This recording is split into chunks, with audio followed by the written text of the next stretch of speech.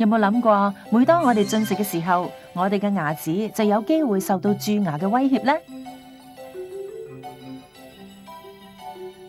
所以為咗減少蛀牙嘅機會，除咗有效清潔牙齒之外，三餐之間減少食嘢嘅次數亦都好重要㗎。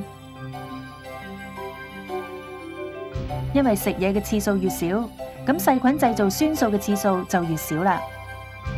咁酸素侵蝕牙面嘅時間就越短，蛀牙嘅機會就越細。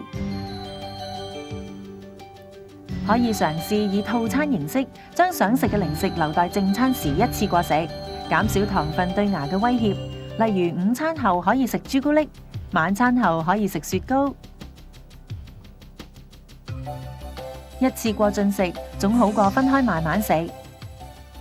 至於飲含有糖分嘅飲品，例如咖啡、奶茶、檸蜜等，盡量唔好長時間一啖一啖咁慢慢飲，最好短時間內飲完或者食完。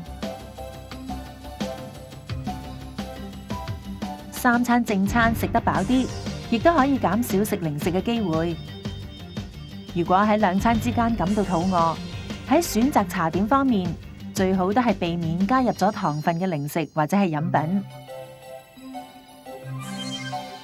而花生、果仁等食物對蛀牙嘅影響就相對比較少。如果真係鍾意食甜味嘅食物，有冇諗過選擇代糖嘅食品呢？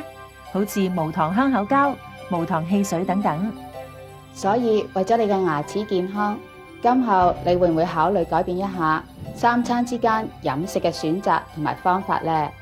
如果你想了解更多有關飲食同牙齒健康嘅關係，我哋嘅牙科醫護人員好樂意為你提供專業嘅意見㗎。